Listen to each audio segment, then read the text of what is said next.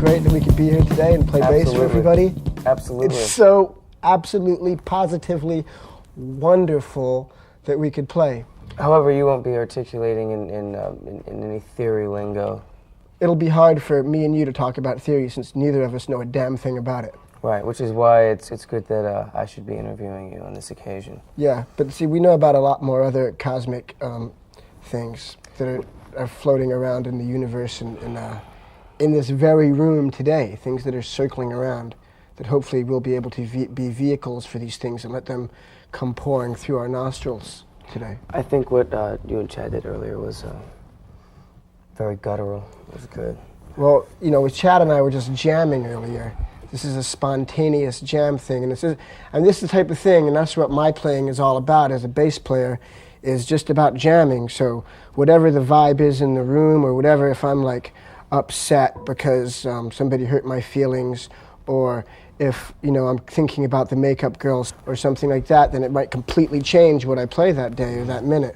So, you know, everybody knows that that jam that we just did is very spontaneous. And jams, sometimes when you jam spontaneously, sometimes it's going to be an amazing, genius, cosmic, beautiful, liquid, you know, a comet with funk warts on it falling from the heavens. And sometimes you could just have a head like a stale marshmallow that somebody left out, you know, that was, you know, that never made it to a stick to be roasted in a barbecue. Was your father a musician?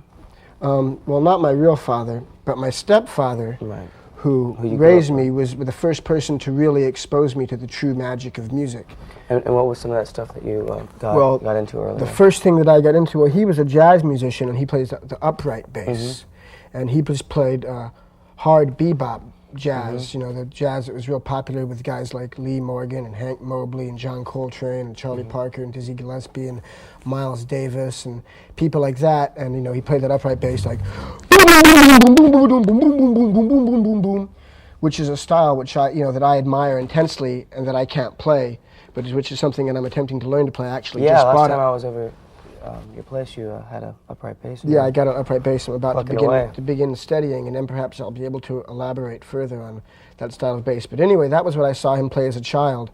And him and all his friends would come over, and they would jam at my house, and my mom would cook food, and they would just play the day away. They'd play all kinds of jazz standards and just jam out. And as a child, my reaction to that was to, you know, roll on the floor in hysterical laughter because it was such a beautiful thing. And I think that was the first time I was really touched spiritually by music, which I'm sure had a great influence on me ending up being what I'm playing, you know, that I'm a musician and everything today.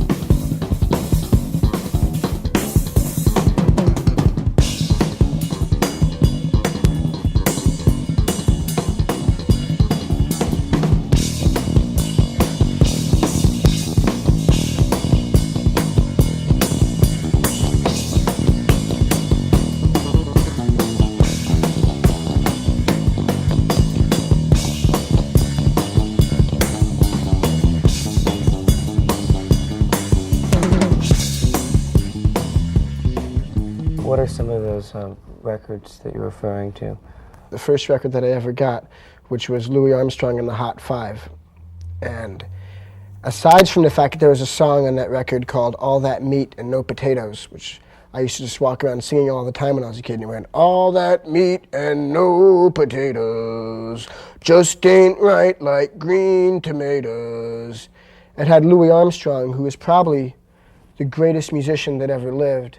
And I remember I have this distinct memory of when I first started playing the trumpet, before I started playing the bass. And of course I wanted to be as cool as Louis Armstrong, and still my whole life is based on one day perhaps, approaching the level of cool of Louis Armstrong and, aging with grace and dignity like he did. But this old guy said to me, this real old guy, and I was playing the trumpet and I thought I was pretty hot, and he goes, let me tell you one thing. He goes, lots of cats, they play high, they play fast, they play with all kinds of technique. You see these guys, they can play every trick in the book and every lick in the book, but no one ever played music like Louis Armstrong. And he was completely right. And that was, a big important thing for me. And that was the first record I ever had. And then from then on, I just started getting all kinds of records. And in that, he's just so absolute. In that, every note is just pure, beautiful music. The thing, a great musician plays one note, and it's a beautiful thing. And one note implies that if he wanted to, he could play 10 billion notes. But, just one simple note is a beautiful thing. Right. One time, a friend of mine went to go see Thelonious Monk play, the great pianist Thelonious Monk, and he was playing Carnegie Hall, which is really a prestigious gig for a jazz musician, and he came out and everybody was there and they were all excited, and Thelonious Monk came out, and there was a big grand piano with a pot of flowers on it, and everyone was there in their hoity-toity suits and ties and stuff, ready to see the amazing Monk do his thing. And he walked out and he just slammed the potted plants into the piano, let the lid slam shut, and just went bang, and played one note and split. And that probably would have been the greatest concert ever. I wish I could have seen it. Just that one note. Yeah, just that.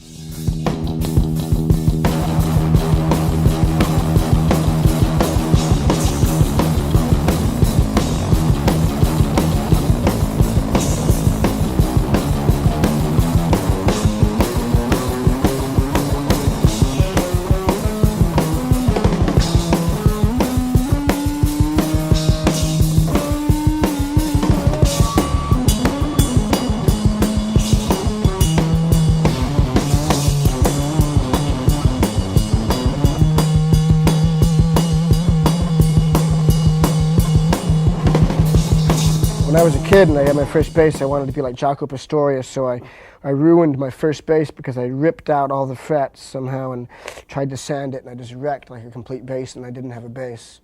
But I gave up trying to be like Jaco Pastorius. Like as far as my influences as a musician, they are, I've never tried to be like anybody, but I just try I don't want to imitate anybody or be like anybody, but I want to be open to everything. Right. And so, as much as I can dig, like somebody who would do something like this in a song,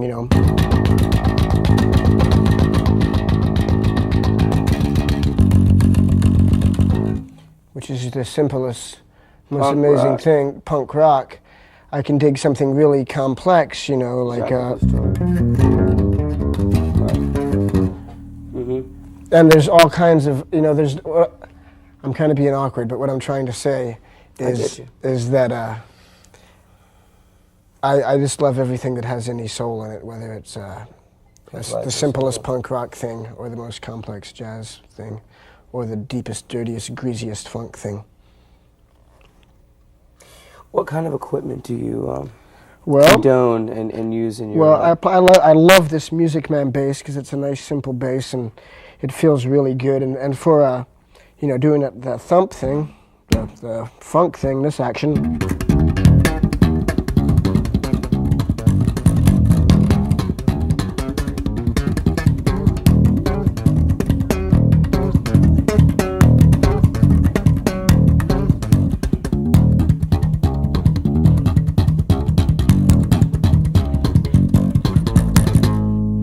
It's really good for that. The Music Man bass is really good for playing that stuff, and this is just a great bass, so I'm very lucky to have it. And plus, not only do I have it, but I got it for free because I'm a big pompous rock star. And the richer you get, then they start giving you stuff for free, like you really need it, right? Isn't that weird?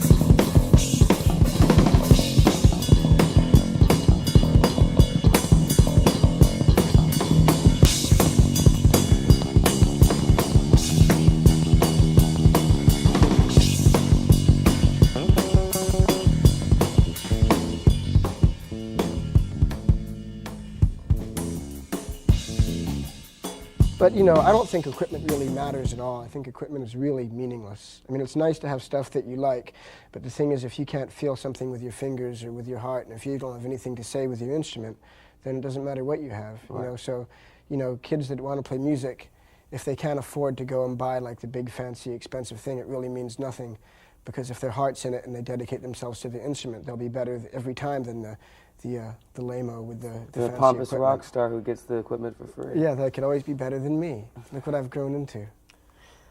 Has anyone ever told you that you sucked?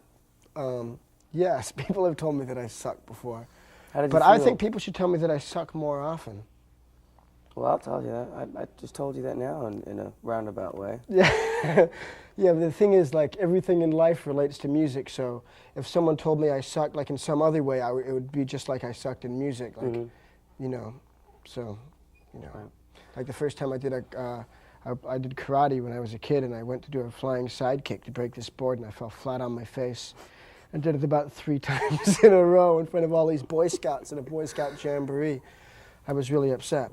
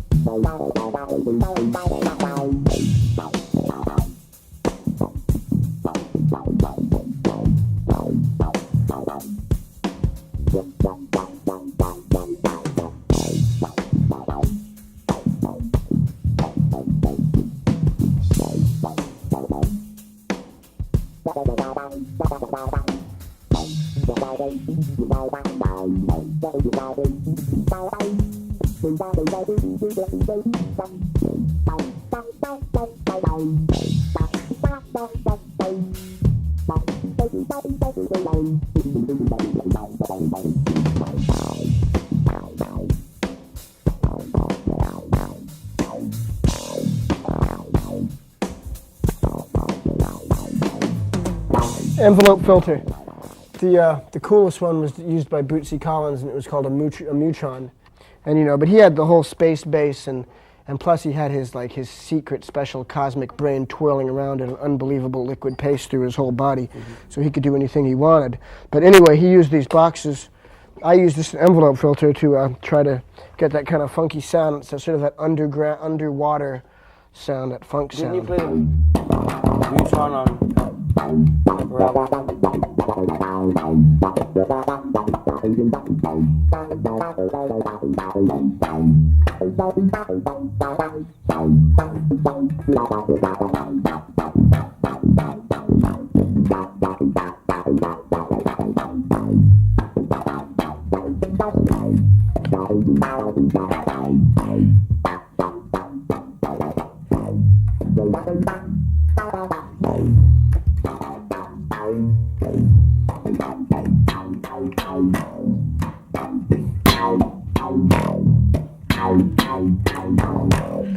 So that's what happens when you press on that thing. That sounds The great. envelope filter. It's a funky thing. So, what you were just You have to be doing there- loyal to the funk, though. If you're going to play funk, you have to be completely loyal to the funk. If you ever water down your funk, then you might as well not play.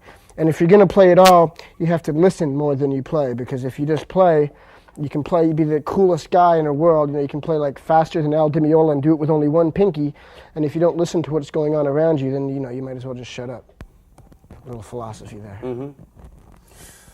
What you're doing here is stream of consciousness. It's improvisation. That's all I know how to do is improvisation, because I can't read music at all. Understood. And I don't know anything about, you know, all the letters and the numbers and stuff. So all I can do is spontaneously improvise and. So go those into of different us who fields. are watching this and do read music but would like to learn to expand our mind in that spontaneous realm of fleadom. Well, you have to expand your mind in spontaneous improvisation, the only thing that you can possibly do to be good at it, besides listening to lots of good records, is to, as far as expressing yourself, is just to always be true to yourself and true to your own emotions. That's the only thing that matters. And of course, being you know, absolute and on top of it and listening just, to you what's know, happening. being direct with yourself and laying your naked emotions on the table for everyone to make fun of, or admire, or do whatever they do, but you Right. gotta put it out there.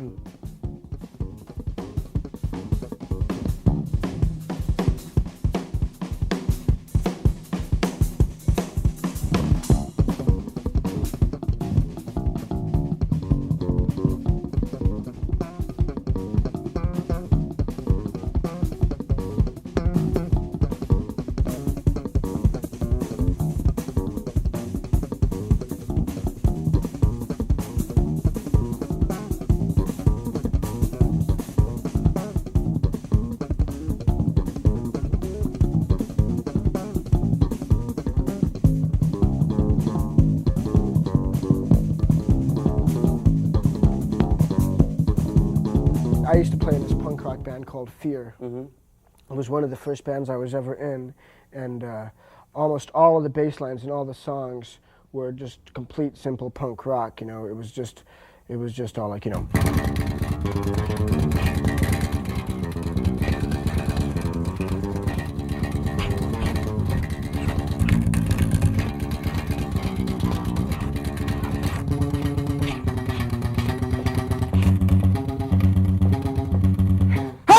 Hey!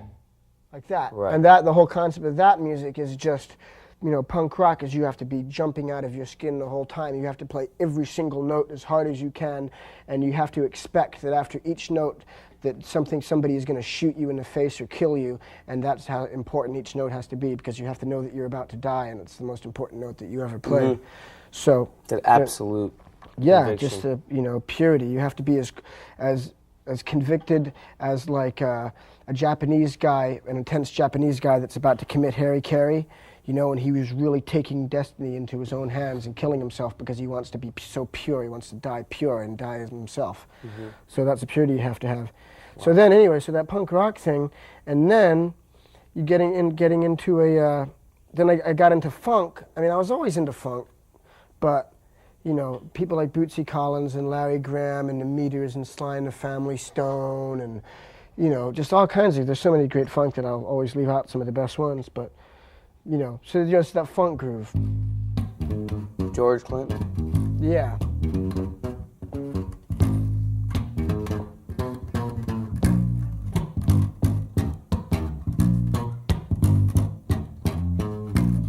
And then, and you know, and the people playing funk, we're doing the thumb and this deal, slapping, popping and slapping as it is called.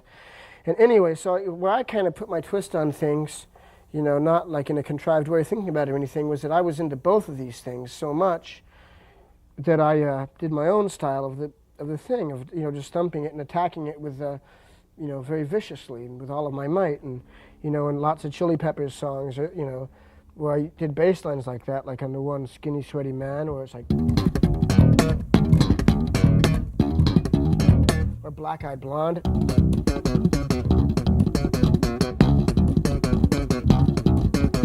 Or Get Up and Jump. Yeah.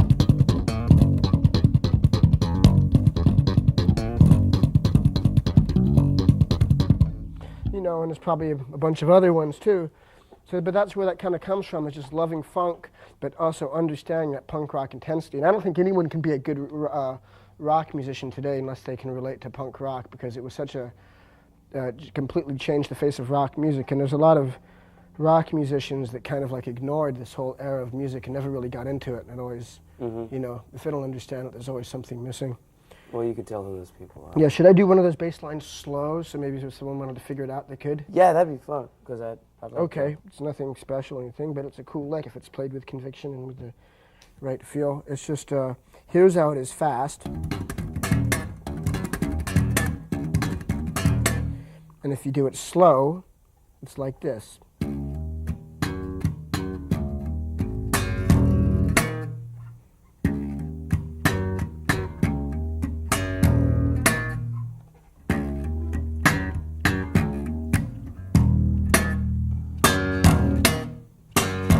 So that's how that goes. And that's the deal with the fast popping thing. What was that last song that you were playing? Get Up and Jump? Yeah, Get Up and Jump. Let's see that slower. Let's hear it fast first.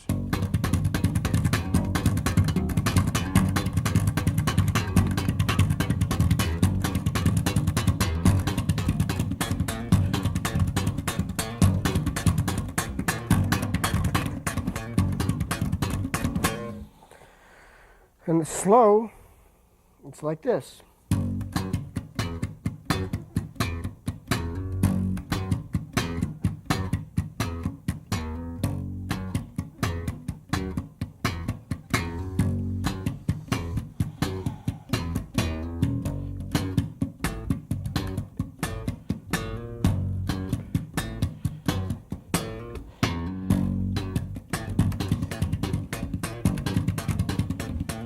Make it look so easy. I have a question. Here's a good question. Do you write, for instance, that get up and jump, did you write that slow and then just sped it up? No. Well, I don't actually write anything because I don't do any writing. I just come up with grooves. But no, I just started doing it. I just did it fast, and it sounded good. It's something that me and Hillel used to do, you know, who was such a huge influence on me. Hillel Slovak, who basically gave me my whole insight into the string instrument, playing the bass. He was so important. But I don't know what else to say about the popping and slapping thing, except that, you know, I think that Kim Gordon from Sonic Youth said it best when she said that, you know, there's all these guys in bands now doing this macho bass funk slapping thing, and I don't really like it. I have to kind of agree with her. I think it's kind of getting played out, you know, and instead of being like an art form, it's kind of becoming a macho jock thing. And, you know, that's pretty an insensitive, lame way to be, you know. Not that sports is always about macho jockism, because sports are beautiful art forms, but, you know, as far as the bass playing itself, yeah, it can be a lot kind of exploited. The main thing to remember is when you're doing this,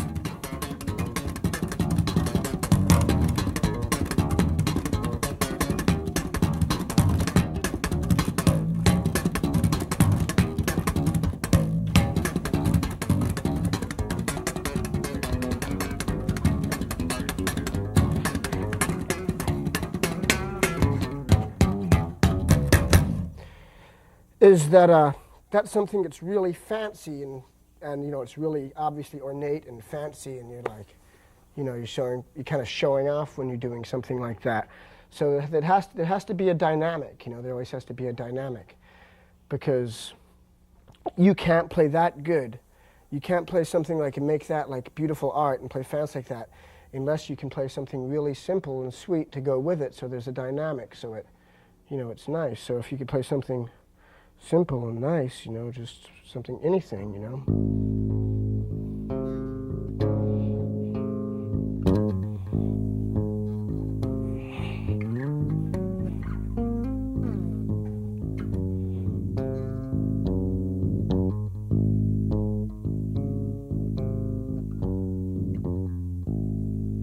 If you can't play something simple and beautiful next to something hard and fast, then neither of them, you know, will ever have the full impact that they should have, and neither of them can ever stand up and be their thing. And so, anyway, to be fancy like that, and to be a bass player, you know, you have to make sure that you're not a victim of a guy who's all flash and no smash. Because to be all flash and no smash is to you know, to not be a good musician. So you have to have some smash with your flash.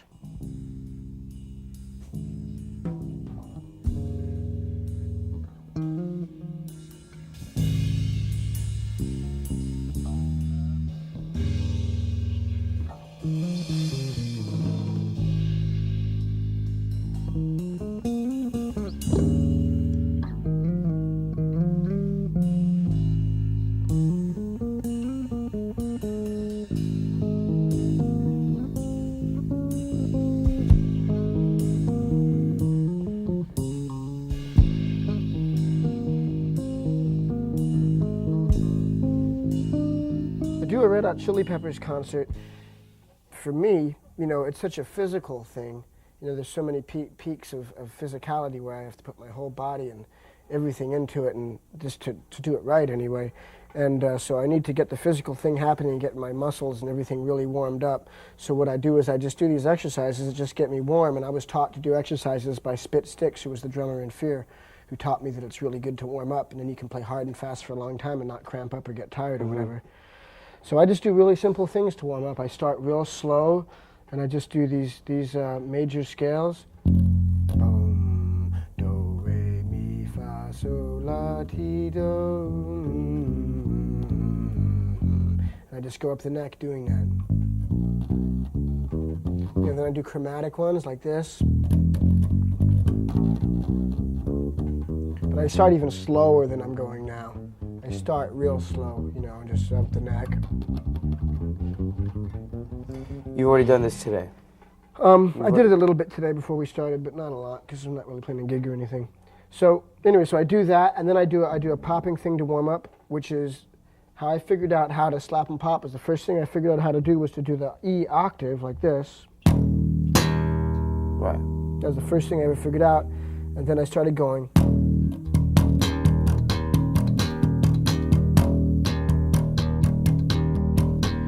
And then I started doing it faster and faster. Anyway, so what I do to warm up, I go like this, up and down my neck.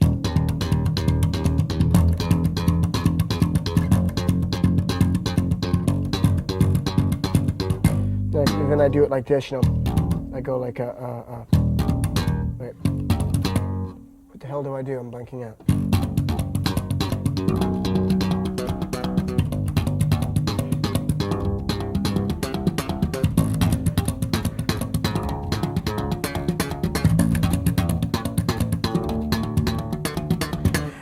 And so I do the warm-ups, you know, and I start playing slow, and I just get harder and harder, and I do it for about 45 minutes. And then I'm really warmed up, and I feel like then I don't have to worry about the physical aspect of playing getting in the way of whatever I want to do. Can I see that particular pattern again? It's the right hand slower. Or the right hand. So that they can...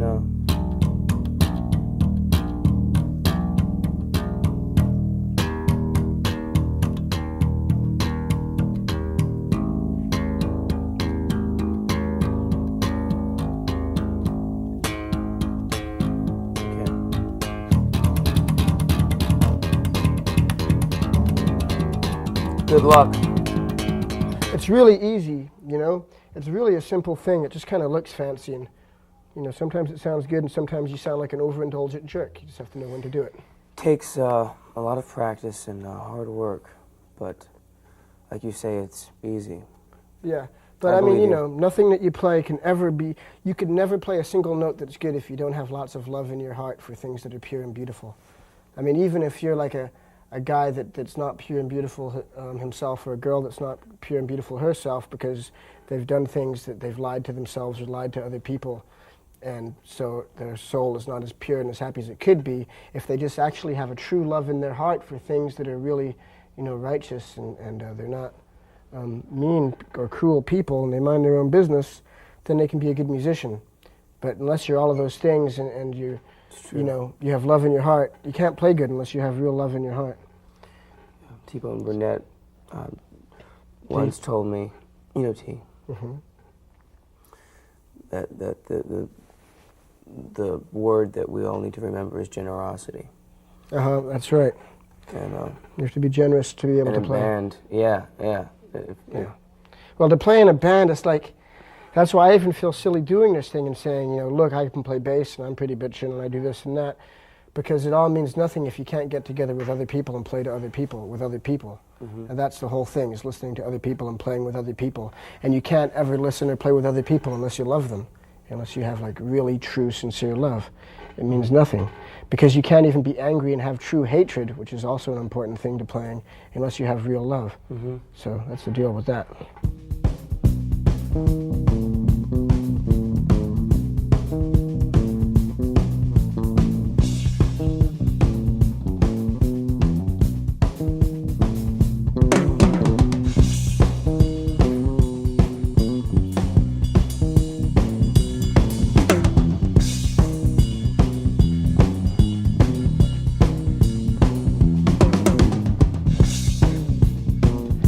The only time that I ever play with a pick is if I have a pick in my hand. And I don't have one now, so I can't play with one. But if you have a pick, you just go like that with it. If you have fingers, you go like that. I mean, the only time I ever used a pick was when I was playing in Fear, and they told me I absolutely had to play with a pick. And I had to play all downstrokes and go like this. No upstrokes? You know? No, you weren't allowed to do upstrokes. That was considered wimpy in punk rock. Really? Or in the fear style of punk rock. If you went like this, like if you had a line to go and you went like this, you were, not cool. But if you went like this until your penis popped off,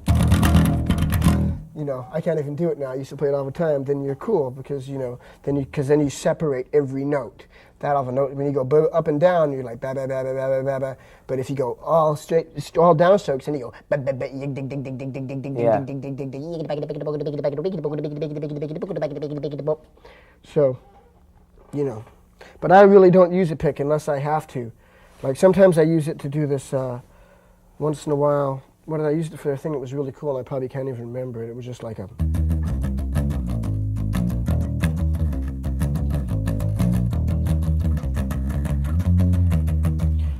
And I can't even remember what it is, and that's probably not it. And I never use a pick anyway, so it doesn't really matter. Okay, I think you can get the same sound as a pick if you just play back here, and where the strings are taut.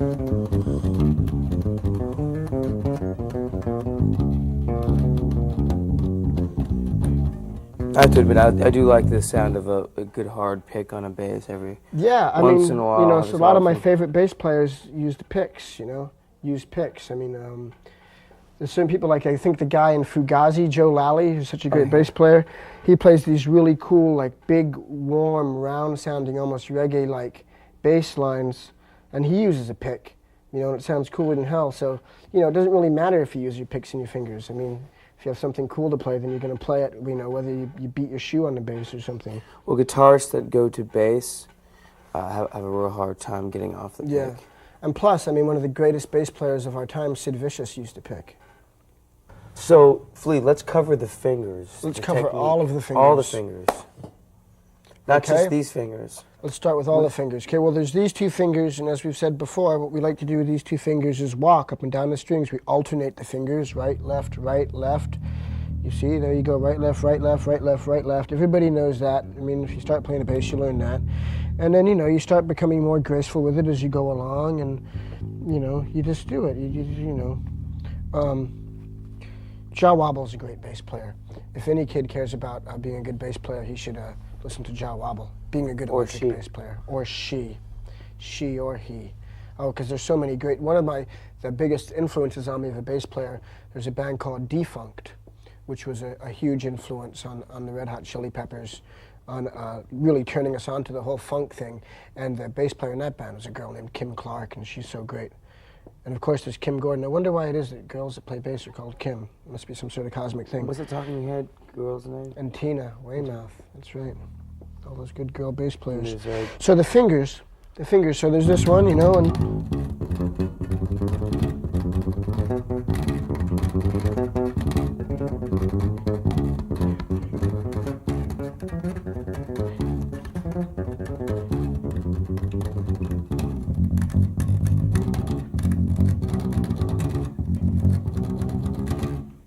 Are there any exceptions where, would you ever go, is it always left, right, left, right? I always do it left, right, because it seems to be the most convenient way to do it, and it's just the way I always do it. I don't know.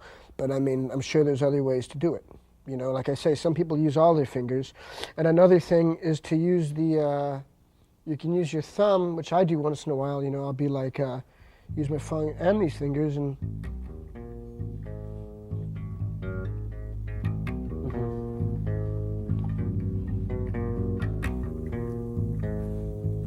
So some people use a pinky too?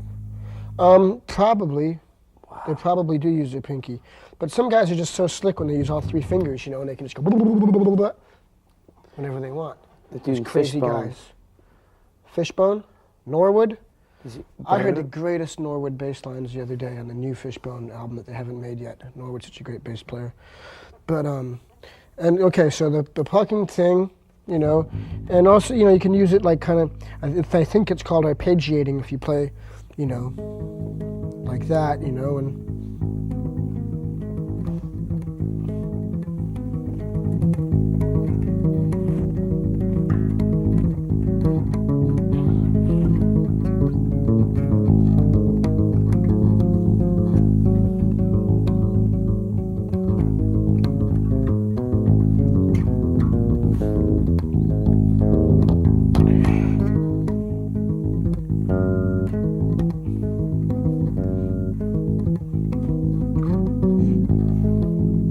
clicking like that.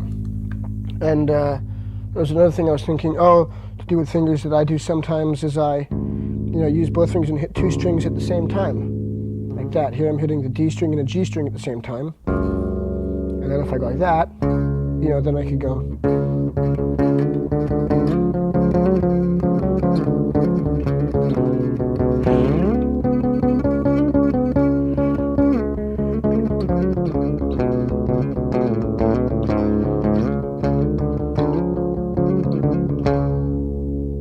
That's some kind of Indian or something kind of Middle Eastern mode or something or other.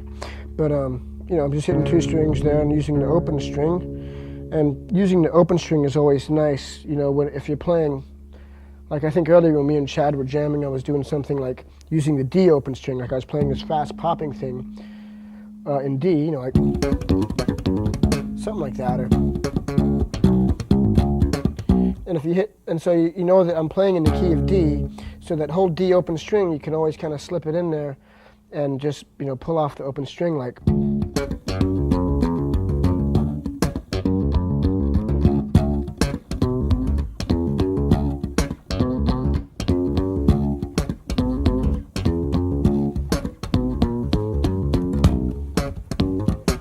So, I'm doing that little deal there. And, and the 2 notes at once, we did that,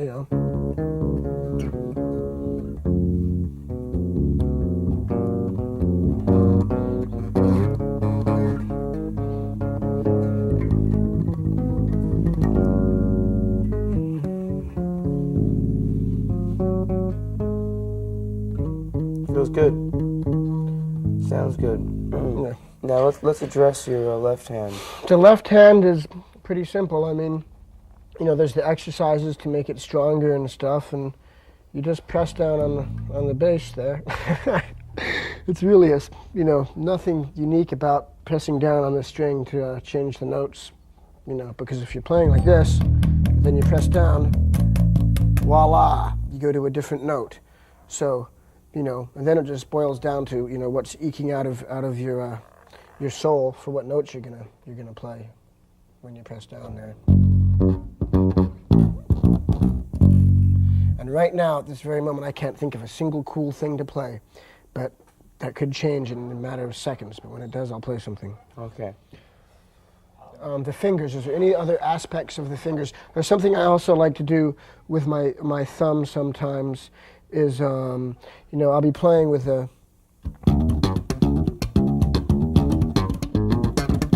We're doing something like that, and I'll just start hitting it like that. It's like a punk rocker with a pick, he might start going. He would go like this, Right. And I'll just start going.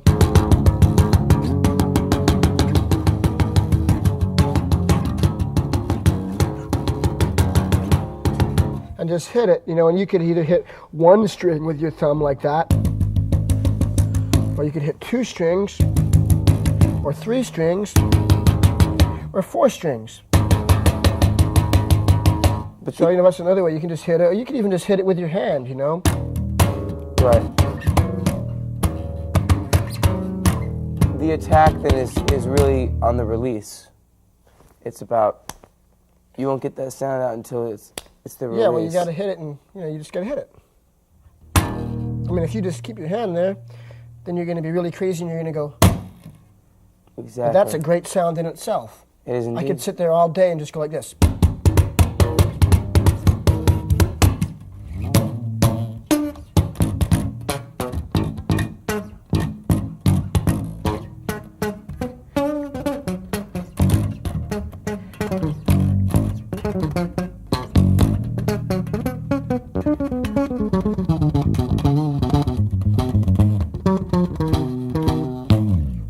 Rocker. Rock and roll. Rocking chair syndrome. Okay, a rocking chair.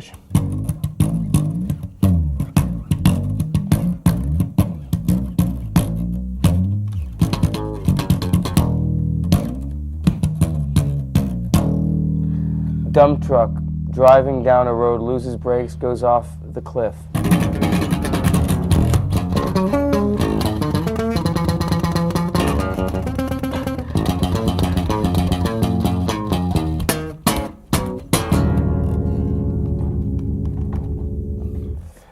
Manic woman tripping on the umbrella.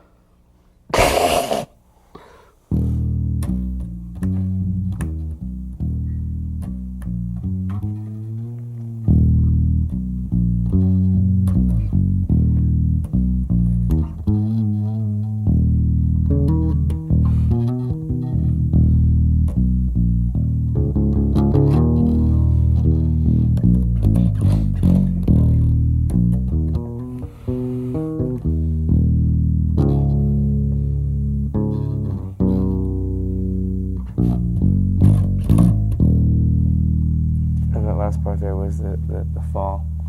That was just the solemn manic woman just tripping on her umbrella. Okay. Clara goes to see the ducks at the pond.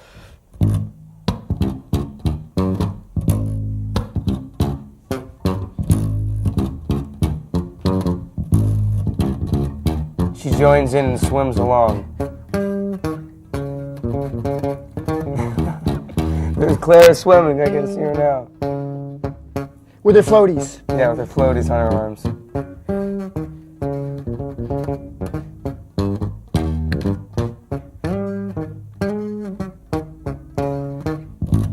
Clara going to the tattoo shop to get a tat like her daddy's.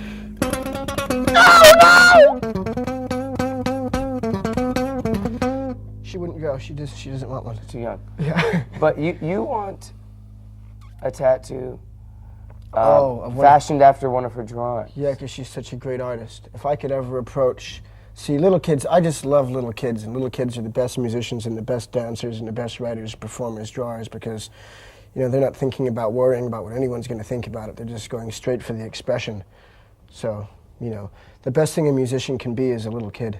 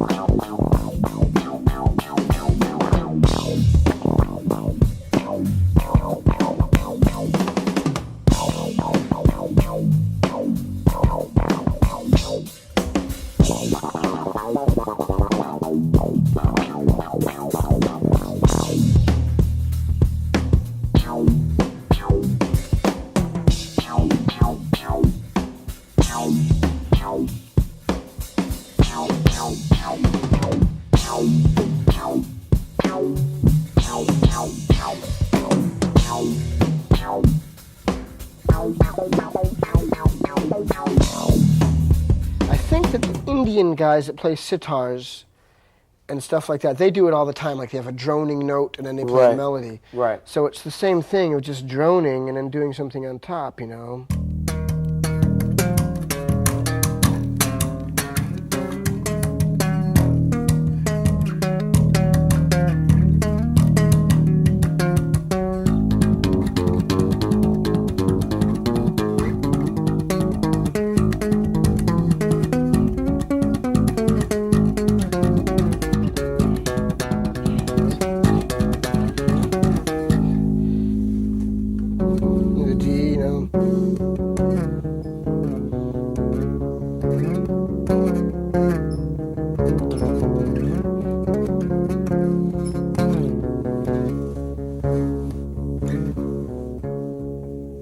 That. Sounds good. The droning note. The one note is always droning.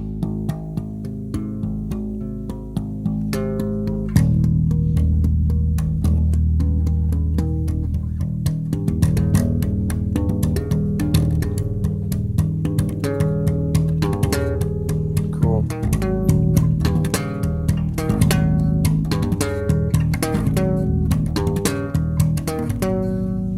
Nice. I like that. Thank you. I like that syncopation a lot.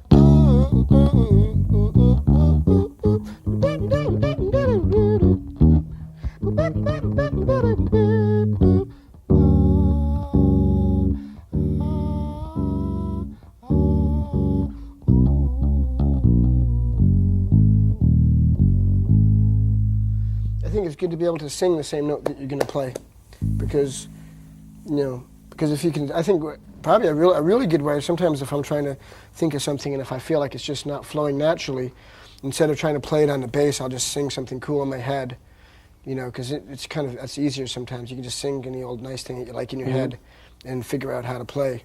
That's just like learning something off a record or something, if it's already there sitting in your head for you to copy. Mm-hmm. Elaborate on how you achieve synchronicity with a fellow musician, specifically, let's say a drummer, because it's so rhythmically Well, I mean, first based. you just have to, for me to play with a drummer, I have to just listen to the guy and instead of like the best way to come into a jam with any other musician, but in this case we're talking about a drummer, is not coming in with, unless it's a situation where you have something written and you want him to play it. If you're going to jam, which is what I usually do when I play, unless I'm doing a show and playing songs that are pre-programmed, with room for improvisation in them, the main thing is just not to come in with an attitude of you already know what you're going to do. You have to come in and be open and listen to what's happening in order to fully, create the telepathy that you need to have with another musician in order to improvise with him. And if you're me and you're jamming like me, if you were me, you're pretty ignorant about a lot of things about music and you don't know a lot about chord changes and stuff like that. So you just kind of, jam on modally and you just do what you can, and I think because of, like, for me, jamming because of my ignorance of a lot of things about music, there's other things that I do, which have made me what I am. Like, it's like if you chop off somebody's leg, the rest of their body gets stronger. So there's certain things that make people, that make me good at certain things that I do, that make people like me, and so I guess that's good. I mean, anything is good if you do it with commitment. But the more, I'm just saying, because I know so little about techno things in theory, it doesn't mean that that's a good thing. It means that I make the best with what I got and I jam with what I've got. But if I knew more about technical things in theory, then I would just have more options with which to express myself. So I don't want anyone to think that I'm like saying it's great to be an ignoramus. I'm just saying that that's what I am. So I just do my very best with what I've got. And you've done that too. Yeah, but I would love to learn, other things about music, so I could do other things. That's where I'm at right now musically too. I just want to understand the universal language, So like math can articulate. Yeah, so you the can. Scientific world. And, exactly. It's a language. Exactly, and I say, above all, just don't be lame. Be true. And don't be lame. Be true to yourself and never listen to it. If someone says something to you and, if you don't think that it's right and you don't think it's cool, then just don't deal with it. Just be true to yourself and just play what you like, the best that you can. And just be yourself as hard as you can and do what you do as best as you can do it. Where you want to be pretty and pink like a soft rose growing in the springtime, then be that, as pretty and as beautiful and as slippery as you can. And if you want to just be like the biggest, ugliest monster that scares everybody away, do that as best as you can. If you want to be a clown in the circus, be a clown in the circus. If you want to be an upright golden statue of liberty, then be an upright golden statue of liberty. But just do whatever it is that you do and be true to yourself and be yourself and just play your hardest and your best and always just play every note like it's your last, is what I have to say. And just really care. And if you really care, then you'll get somewhere.